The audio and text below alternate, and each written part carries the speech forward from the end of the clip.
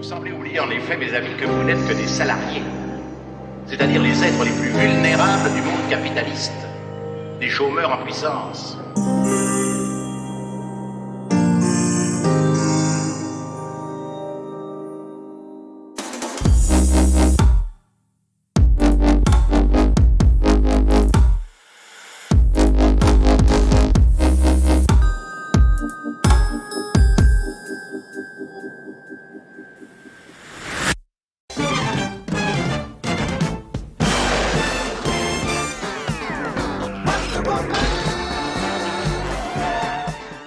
Professor Marston and the Wonder Women, c'est un film sorti en 2017 qui raconte l'histoire de la création du personnage de Wonder Woman par un professeur en psychologie dont la vie est pour le moins riche en rebondissements, William Marston.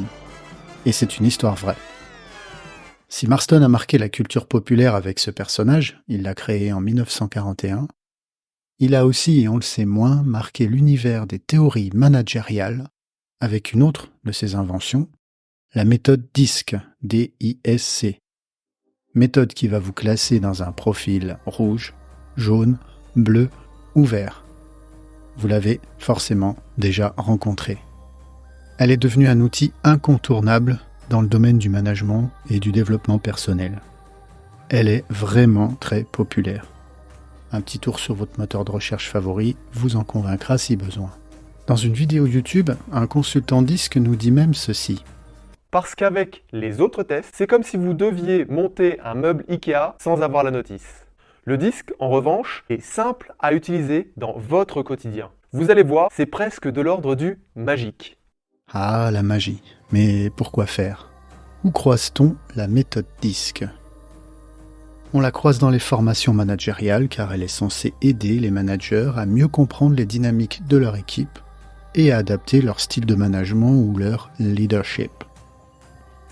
On la croise dans le coaching et le développement personnel, où elle pourrait aider les individus à identifier leurs forces et leurs faiblesses comportementales, favorisant ainsi une meilleure connaissance de soi.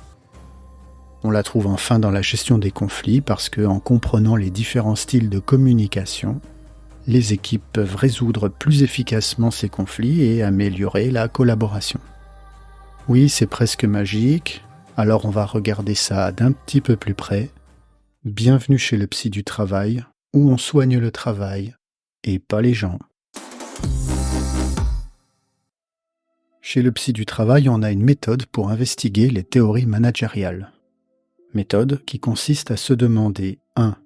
D'où elles viennent, 2. Si elles sont débattues et par qui, 3. À quoi elles servent. C'est ce à quoi je vous propose de nous atteler.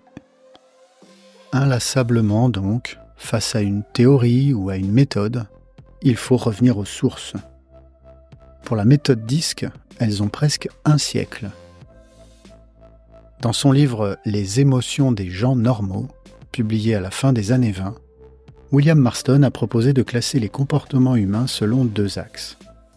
Dessinons ces 2 axes perpendiculaires. D'abord l'axe de la perception de l'environnement, où il y a d'un côté ceux qui voient le monde comme dangereux, et de l'autre ceux qui le perçoivent comme un endroit sûr. Entre ces 2 extrêmes, un continuum de nuances. Ensuite, l'axe de l'affirmation personnelle, qui concerne la façon dont les gens se sentent par rapport à leur environnement.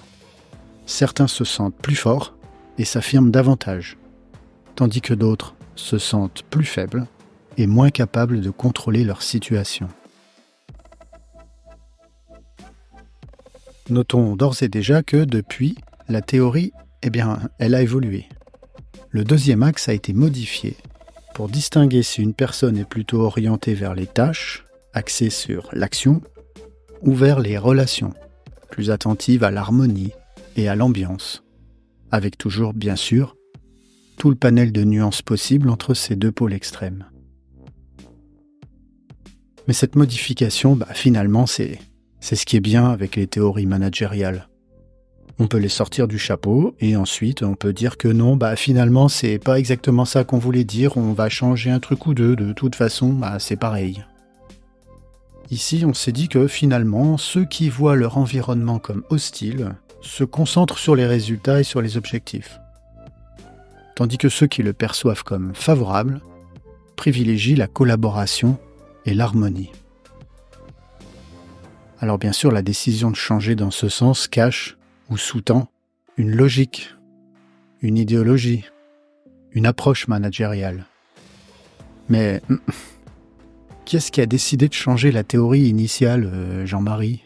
Le conseil scientifique a décidé que... Comme à chaque fois qu'un consultant nous trace 2 axes, ça forme 4 cadrans.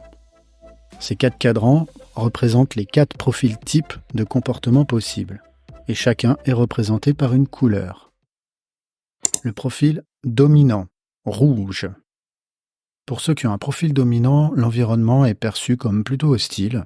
Ils se concentrent sur les tâches et ils s'affirment face aux défis.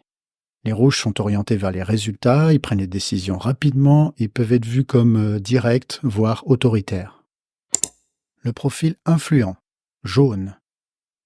À l'opposé, le jaune voit l'environnement comme amical et il se tourne vers les autres. Les jaunes sont sociables, enthousiastes, ils aiment établir des relations, ils sont de bons communicants et ils aiment bien persuader leur entourage.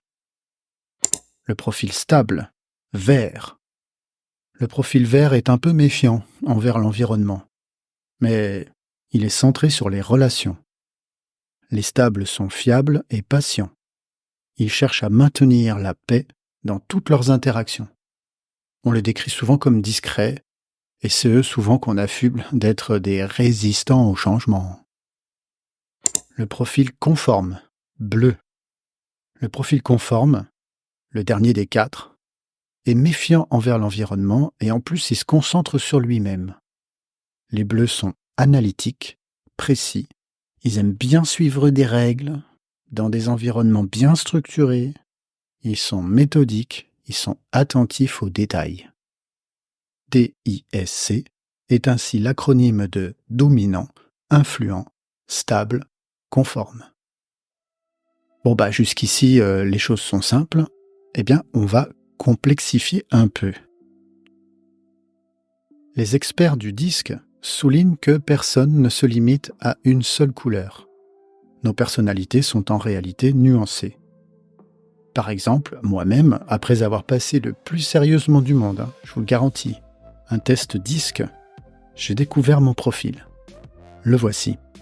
27% influent, jaune, 23% stable, vert, 20% consciencieux, bleu, et 11 petits pourcents dominants, rouge. Alors ces pourcentages, ils ne s'additionnent pas, ils ne font pas 100%, parce qu'ils ne représentent pas une répartition. Au lieu de cela, il signifie que j'adopte environ 1/3 des comportements du profil jaune, 1/4 du vert, 1/5 du bleu et 1/10 du rouge. On peut imaginer ça comme des pots de peinture. Mon pot de jaune est le plus rempli, il est rempli au tiers. En regardant les 2 axes, je réalise que 50% de mes comportements sont orientés vers les relations et 30% vers l'action. Il reste 20%, dont la nature, qu'est-ce que c'est que ces 20%, peut varier selon les théories, mais on ne va pas s'attarder là-dessus. Concernant l'environnement, avec ces résultats, j'adopterai 40% des comportements associés à un monde vu comme hostile et 40% à un monde perçu comme amical. Alors là, étrangement, il y a une égalité entre ces 2 attitudes. Du coup, qu'est-ce que ça signifie pour moi ? Et qu'est-ce que je vais pouvoir faire de concret avec toutes ces informations ?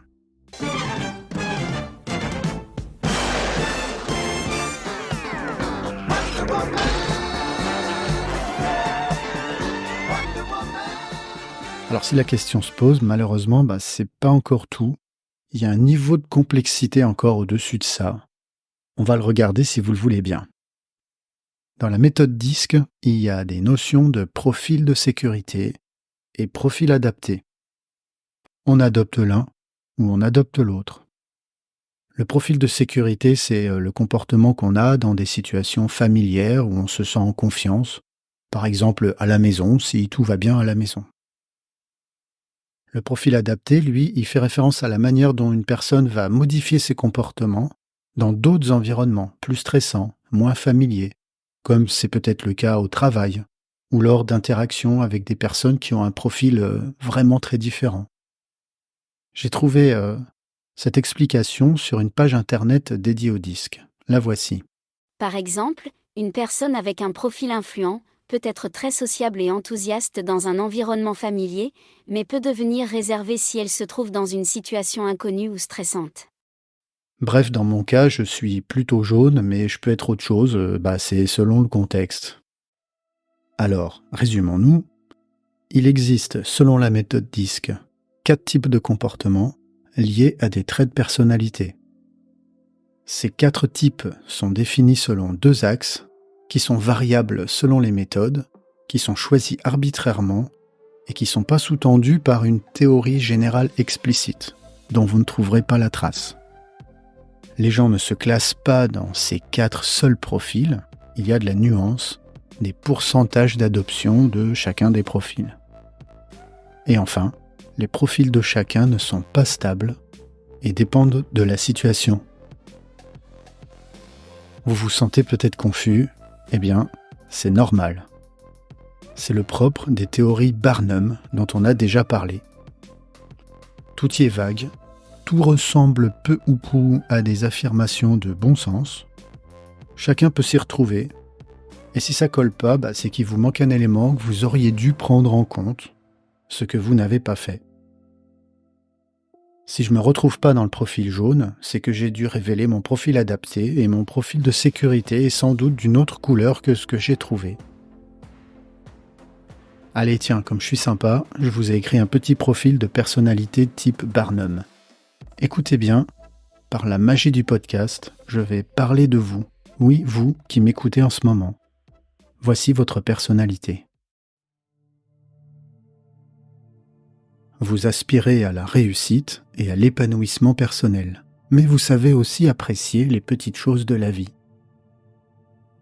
Vous cherchez un équilibre entre vos ambitions et votre bien-être. Parfois, vous ressentez le besoin de prendre du recul pour réfléchir à vos choix et à vos priorités, ce qui montre votre capacité à vous auto-évaluer. Bien que vous puissiez être sociable, il vous arrive de préférer passer du temps avec un petit groupe d'amis proches plutôt que dans de grandes assemblées. Il vous arrive d'être trop critique envers vous-même ou d'hésiter à prendre des décisions importantes. Cela peut créer un sentiment d'incertitude que vous arrivez le plus souvent à surmonter. Vous vous êtes reconnu ? C'est normal, mais ça fera quand même 70 €. Alors je sais pas vous, mais moi je conclus que la théorie derrière le disque semble peu solide, et qu'en tout cas elle manque d'opérationnalité. Je sais pas trop quoi faire moi avec ces pourcents, ces contextes, j'ai pas trop envie d'aller chercher plus loin. Tout ça, ça relève de la croyance, pas de la connaissance, et puis ça sent l'effet Barnum à plein nez. On va quand même regarder, puisque vous êtes là, comment est établi le profil comportemental DISC des personnes qui se prêtent au jeu, comme je l'ai fait moi-même. Et vous le savez déjà, on utilise un questionnaire. En général, il comporte une 50aine de questions, ou alors une 30aine de séquences où il faut classer des affirmations par ordre d'adhésion. Les 2 formats existent. On va pas parler aujourd'hui psychométrie, j'espère qu'un jour on pourra faire un épisode sur la psychométrie. Donc on va pas détailler ce qui permet de dire qu'un test de personnalité est valable ou qu'il l'est pas. Pour aujourd'hui, je vais simplifier, alors soyez indulgents les puristes s'il vous plaît, et je vais me limiter à dire que pour qu'un test de personnalité soit considéré comme exploitable, il doit être valide. Le test, tout simplement, il doit mesurer ce qu'il prétend mesurer. Il doit être fiable, les résultats doivent être cohérents, ce qui peut être mesuré par des méthodes statistiques. D'ailleurs, ces résultats, ils doivent rester constants lorsque le test il est administré à plusieurs reprises dans des conditions similaires. Il doit donner les mêmes résultats. Et puis un test, il doit être calibré, éthique, et surtout ces résultats, ils doivent être interprétés par des professionnels qualifiés parce qu'on a vite fait des erreurs d'interprétation quand on lit simplement les résultats d'un questionnaire dont on ne comprend pas la mécanique. Alors est-ce que les tests DISC présentent toutes ces caractéristiques ? Tournons-nous vers la recherche. tournons-nous vers les études qui ont été publiées. Déjà, on y apprend que le premier test disque n'a pas été créé par le professeur Marston, qui est l'auteur de la théorie originale. Il a été créé plus tard, dans les années 50, par Walter Clark, qui était psychologue du travail. Et oui. À partir de là, le test il va être décliné en dizaines, pour pas dire de centaines de variantes, ce qui rend l'analyse de tout ça un petit peu compliquée, parce qu'on peut toujours nous dire que on n'a pas regardé le bon test, on n'a pas regardé le bon modèle de disque, on peut rien conclure. Et c'est vrai que c'est bien pratique de pouvoir échapper ainsi à la critique. Néanmoins, il y a une seule, mais une grande étude, pour conclure à la validité d'un questionnaire disque en particulier. Cette étude, disons-le tout net, elle pose plein de problèmes. Elle a été réalisée par la société Everything Disc, une marque du groupe Wiley, qui vend des accompagnements disques selon le questionnaire en question. Donc il y a un conflit d'intérêts relativement évident. Cette étude, elle n'a pas été publiée dans une revue à comité de lecture, elle est téléchargeable sur Internet par tout le monde.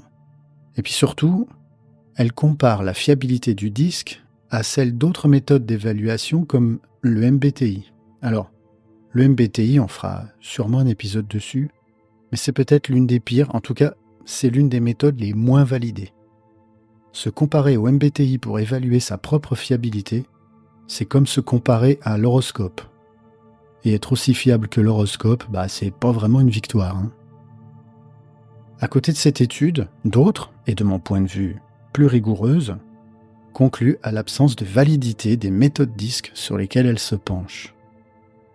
L'étude la plus souvent citée, elle est allemande, on la doit aux professeurs Koenig et Marcus. Vous la trouverez dans le numéro de juillet 2013 de la revue Psychologische Rundschau. Sa conclusion en français, rassurez-vous, est la suivante.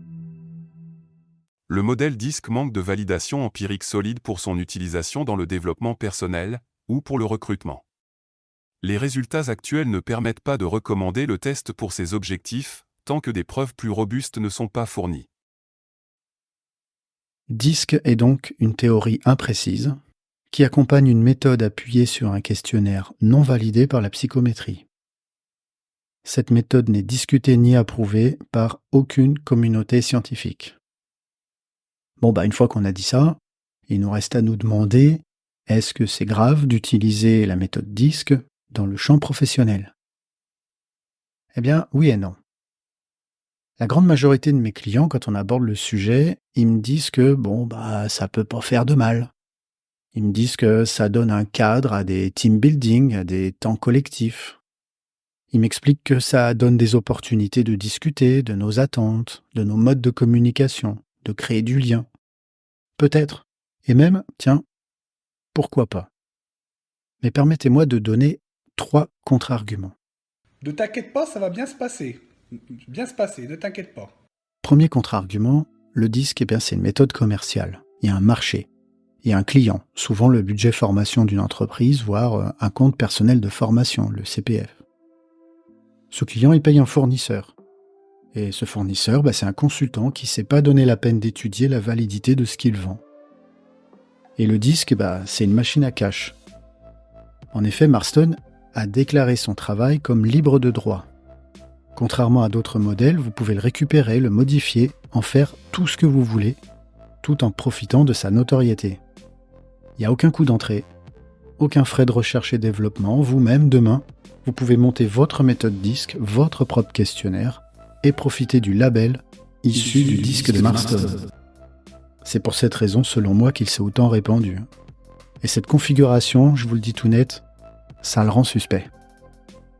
Deuxième contre-argument, à un moment donné, faut se demander quel rapport on veut entretenir avec la vérité. Si je sais qu'un outil de mesure est faux, pourquoi est-ce que je vais l'utiliser ? J'ai trouvé sur moncompteformation.gouv.fr des bilans de compétences qui sont réalisés avec la méthode DISC. Quelle est leur chance de donner, un résultat un petit peu pertinent ? De la même manière, pourquoi est-ce qu'on irait animer un team building avec une méthode fausse ? Sincèrement, une bonne vieille séance de photolangage, sans prétention, et où vous créez une dynamique d'échange au sein du groupe, vous pouvez travailler sur les représentations, et vous faites ça sans prétendre mesurer des pourcents de je ne sais quoi. Et surtout, à vous éviter de légitimer un outil qui pose autant de problèmes que le disque. Troisième argument, et celui-là il est directement tiré de mon expérience de terrain, le disque a parfois pour effet d'étiqueter les gens. On leur assigne un comportement type, on leur assigne presque un rôle dans l'entreprise. Est-ce qu'on peut être jaune et manager ? Est-ce qu'on peut être rouge et chercheur ? Est-ce que le seul vert du service a finalement sa place parmi nous ? Tout ça sont des questions que j'ai déjà entendues, avec les effets que vous pouvez deviner pour les personnes concernées. Alors vous allez me dire que le disque il n'est pas prévu pour ça, pour prendre des décisions d'organisation, des décisions de carrière, et vous aurez bien raison. Mais c'est à ça qu'il sert, dans de nombreux cas, et dans la vie réelle. Terminons en prenant un petit peu de hauteur. L'étiquetage par des questionnaires de personnalité, quels qu'ils soient, peut être risqué, et pour plusieurs raisons. D'abord, les tests ils peuvent simplifier à l'excès la complexité des comportements humains, réduire les gens à une seule catégorie. Et ça conduit directement à des stéréotypes ou à des jugements hâtifs. Ah, voilà encore un jaune qui s'exprime. De plus, les résultats peuvent être mal interprétés ou utilisés pour justifier des décisions, comme dans le recrutement, sans tenir compte du contexte, sans tenir compte de l'évolution des individus, sans tenir compte du collectif. En fin de compte, il est important de se rappeler que les personnes, elles sont bien plus que ce que ces tests peuvent révéler. Et puis de toute façon, s'il y a des problèmes, ou si on veut simplement améliorer la vie au travail, c'est bien le travail sur lequel il faut se pencher pour le soigner, pas sur les gens.